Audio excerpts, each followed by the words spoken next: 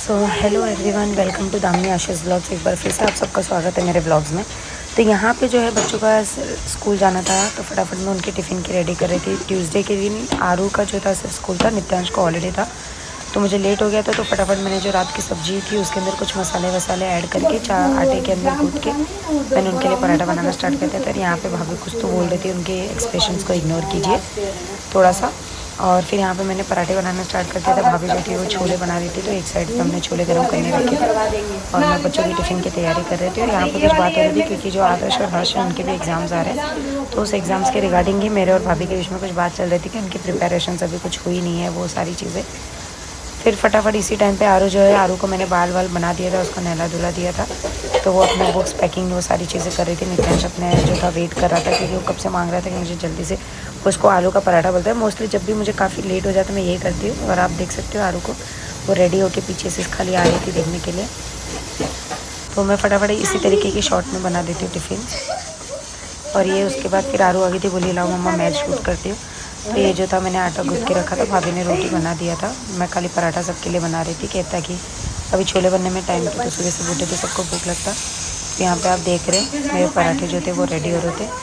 और इसी टाइम पे भाभी अपने कुछ काम के लिए किचन में थे और आरू उनका शूट ले रही थी और भाभी उसके ऊपर उसका एक्सप्रेशन दे रही थी। और यहाँ पे ये कुछ दो हमारे घर के चंटू बंटू और है, उनके एक्सप्रेशन चल रहे थे। और फाइनली मेरा पराठा जब रेडी हो गया था तो नित्यांश से मैं फ़ीडबैक ले रही थी, नित्यांश कैसा है। तो ये उसका स्टाइल ऑफ फीडबैक है, कुछ इस तरीके का फ़ीडबैक वो दे रहा था कि एकदम यम्मी है। और ये मेरा पराठा और दही। और उसके बाद दोपहर के खाने में मैंने छोला चावल खाया था, वो मैं आपको दिखा। सो आज का गुड न्यूज़ कि जैसे आप लोग ने हमारे ब्लॉग में देखा था कि आरू ने बोला था मेरा आउट ऑफ आएगा, और आरू को एसएस में कितना है, आउट ऑफ 25 आउट ऑफ 25 लेकर आई आरू। तो उसका एसएस का पेपर के मार्क्स दिखा दिए और वो फुल मार्क्स लेकर आई। देखते बाकी के पेपर्स में क्या करती है वो।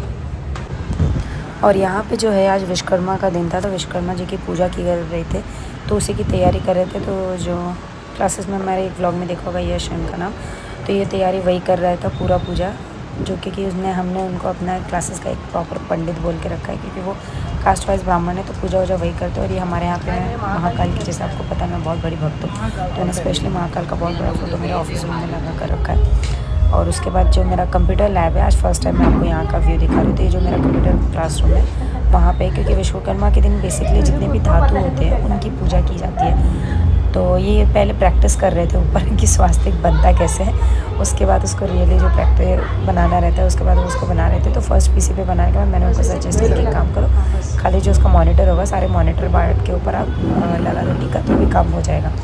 तो बस वही सारी फटाफट वो पूजा कर रहे थे। और एक साइड पे हमारे यहाँ पे जो हमारे विरार का महाराजा, मतलब सबसे बड़ी गणपति जो विरार की है, वो भी निकलने की तैयारी थी। तो बाजू में इतने ज़्यादा बैंड बाजा बज रहे थे कि हमारा ध्यान ऐसा हो रहा था कि फटाफट करके हमें वो भी देखना था।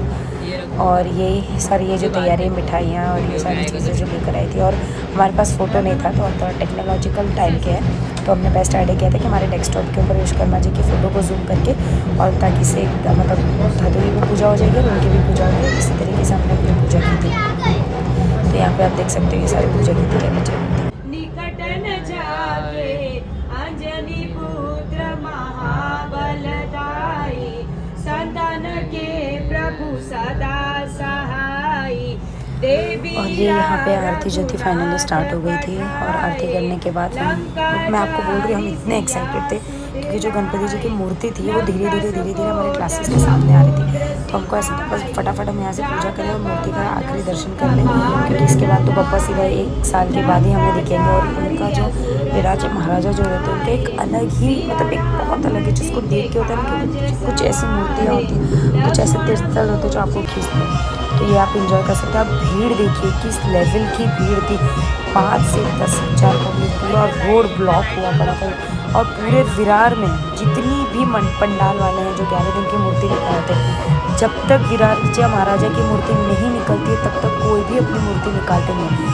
सबसे पहले इनकी मूर्ति निकलती है और इनके पीछे धीरे धीरे जितनी भी पंडालों की मूर्ति है, मतलब यहाँ पे जैसे गरीब का राजा है, सम्राट है, बहुत सी ऐसे पंडाले बड़े बड़े, तो पहले इनकी मूर्ति निकलती है और इनके साथ में फिर पीछे बाकी के जितने भी पंडाल वाले उनकी मूर्तियाँ निकलती हैं। आप खाली पब्लिक देखिए, इतनी पब्लिक, इतना भीड़, मतलब दिख रहा था। मतलब एक होता है ना कि आपको प्राउड होता है अपने धर्म के ऊपर, आप बहुत प्राउड फील करते हो इस चीज़ को लेकर कि सारे, और आप बिलीव नहीं करोगे कि एक साइड पे म्यूज़िक चल रहे थे और कोई भी पब्लिक म्यूज़िक में इंटरेस्टेड नहीं थी। सारा का सारा क्राउड सिर्फ बप्पा के एक पैर को छूने के लिए तरस रहे थे।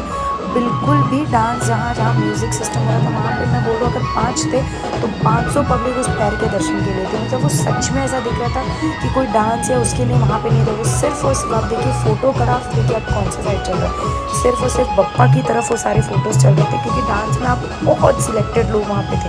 हर कोई सिर्फ बप्पा के दर्शन के लिए वहाँ पर आया हुआ था। तो आप भी थोड़ा सा ये चीज़ इंजॉय कीजिए।